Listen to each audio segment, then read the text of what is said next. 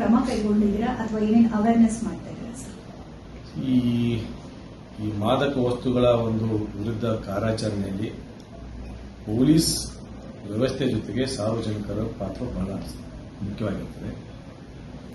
ಈ ಒಂದು ಸಮಾಜ ಈ ಮಾದಕ ವ್ಯಸನ ಮುಕ್ತವಾಗಬೇಕಾದ್ರೆ ಒಂದು ಎರಡು ಕ್ರಮಗಳು, ಒಂದು ಕಾನೂನಡಿಯಲ್ಲಿ ಪೊಲೀಸರು ಕೈಗೊಳ್ಳಬೇಕಾದ ಕ್ರಮಗಳು ಒಂದು ಕಡೆ ಆದರೆ, ಇನ್ನೊಂದು ಕಡೆ ಅದರ ಬಗ್ಗೆ ಅವೇರ್ನೆಸ್ ಮೂಡಿಸೋದು, ಅದರ ಬಗ್ಗೆ ಒಂದು ಏನು ಸಾರ್ವಜನಿಕರಲ್ಲಿ ಅದರ ಬಗ್ಗೆ ಅರಿವು ಮೂಡಿಸತಕ್ಕಂಥದ್ದು, ಈ ಎರಡು ಹ್ಯಾಂಡ್ ಇನ್ ಹ್ಯಾಂಡ್ ಜೊತೆಗೂಡಿ ಹೋದಾಗ ಮಾತ್ರ ಇದಕ್ಕೆ ಒಂದು ಏನು ನಾವು ಈ ಸಮಾಜದಲ್ಲಿ ಈ ಮಾದಕ ವಸ್ತುಗಳ ನಿರ್ಮೂಲನೆ ಮಾಡಬೇಕಾಗುತ್ತೆ.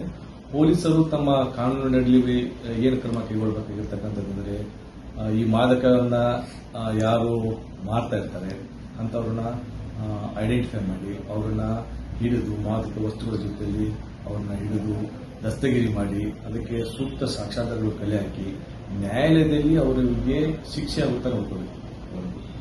ಎರಡನೇದು, ಅದ್ರ ಜೊತೆಗೆ ಶಾಲಾ ಕಾಲೇಜುಗಳಲ್ಲಿ ಮತ್ತು ಸಾರ್ವಜನಿಕರಲ್ಲಿ ಇದರ ಒಂದು ದುಷ್ಪರಿಣಾಮಗಳ ಬಗ್ಗೆ ಅರಿವು ಮೂಡಿಸಬೇಕು.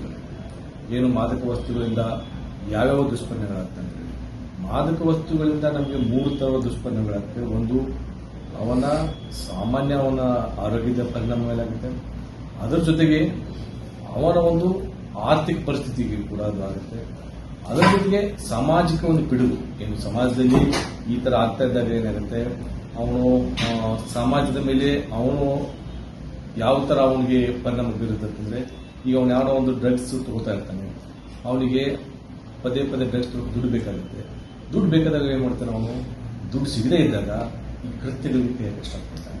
ಕೃತ್ಯಗಳಿಗೆ ಮೊದಲು ಮೊಬೈಲ್ ಸ್ನ್ಯಾಚ್ ಮಾಡೋದು, ಥೆಫ್ಟ್ ಮಾಡೋದು, ರಾಬರಿ, ಡಕಾಯಿಟಿ ಹಿಂಗ್ ಮಾಡಿ ಜೊತೆ ತಾನೂ ಕೆಡುವುದಲ್ಲದೆ ಸಮಾಜದ ಸ್ವಾಸ್ಥ್ಯವನ್ನು ಕೆಡಿಸುತ್ತಾನೆ, ಸಮಾಜದಲ್ಲಿ ಅಶಾಂತಿಯನ್ನು ಕ್ರಿಯೇಟ್ ಮಾಡತಕ್ಕಂಥ ಒಂದು ಎಲ್ಲ ಒಂದು ಸಂಕೀರ್ಣ ಪರಿಣಾಮ ಈ ಡ್ರಗ್ ಅಬ್ಯೂಸ್ ಇಂದ, ಈ ಮಾದಕ ವಸ್ತು ಸೇವನೆಯಿಂದ ಸಮಾಜದಲ್ಲಿ ಆಗ್ತಾ ಇದೆ. ಸೈನಿಕರು ಮತ್ತು ಪೊಲೀಸರು ಏನು ಒಂದು ವ್ಯವಸ್ಥೆ ಸರಿಯಾಗಿ ಕರ್ತವ್ಯ ನಿರ್ವಹಿಸಬೇಕಾದ್ರೆ, ಸಮರ್ಪಕವಾಗಿ ಕರ್ತವ್ಯ ನಿರ್ವಹಿಸಬೇಕಾದ್ರೆ ಸಾರ್ವಜನಿಕರ ಪಾತ್ರ ಬಹಳಷ್ಟು ಮುಖ್ಯ ಆಗುತ್ತೆ. ಸಾರ್ವಜನಿಕರ ಸಹಕಾರ ಇಲ್ಲದೆ ಯಾವುದೇ ಒಂದು ವ್ಯವಸ್ಥೆಯಲ್ಲಿ, ಯಾವುದೇ ಒಂದು ಇನ್ಸ್ಟಿಟ್ಯೂಷನ್ ಇರಲಿ ಕೆಲಸ ಮಾಡೋಕ್ಕಾಗೋದಿಲ್ಲ. ಆ ಒಂದು ವ್ಯವಸ್ಥೆಯಲ್ಲಿ ಪೊಲೀಸ್ ವ್ಯವಸ್ಥೆ ಕೂಡ ಬಂದಿದೆ.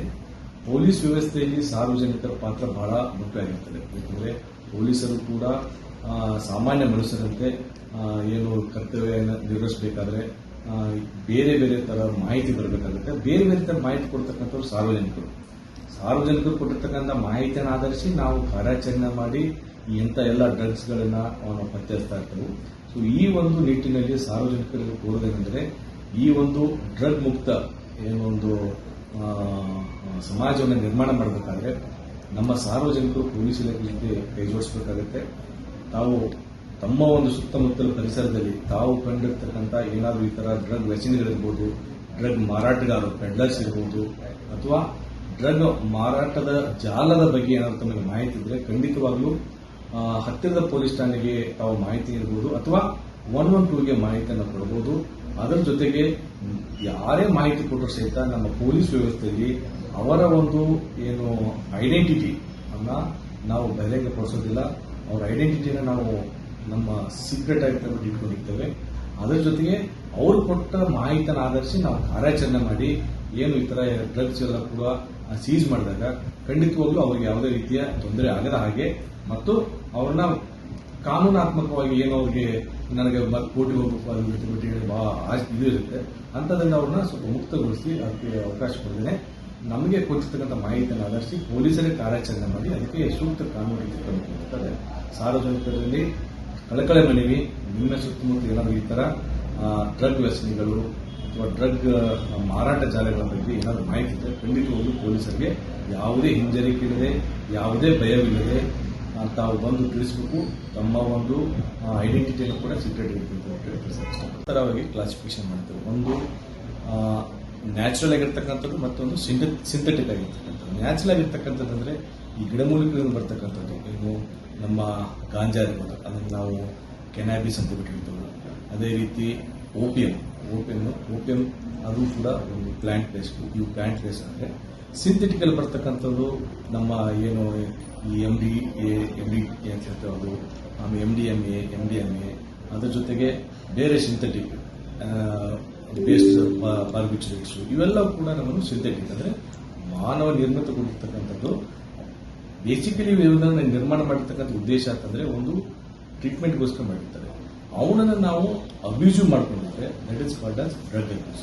If you are going to take it in more than what is prescribe quantity, then it will be going to be act as drugs. That is called as drug.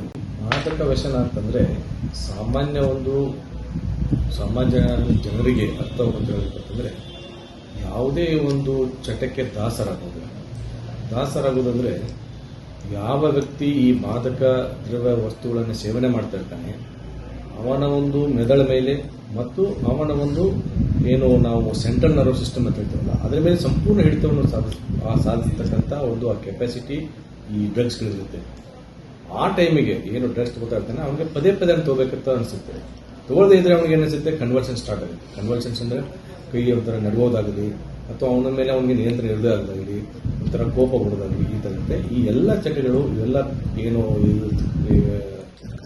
ಲಕ್ಷಣಗಳಿರ್ತಾವೆ. ಇವೆಲ್ಲ ಏನಂತಂದ್ರೆ ಒಂದು ಮಾದಕ ವ್ಯಸನಿಯ ಒಂದು ಕಾಯಿಲೆ ಒಂದು ಲಕ್ಷಣಗಳು. ಇದನ್ನೇ ನಾವು ಮಾದಕ ವ್ಯಸನ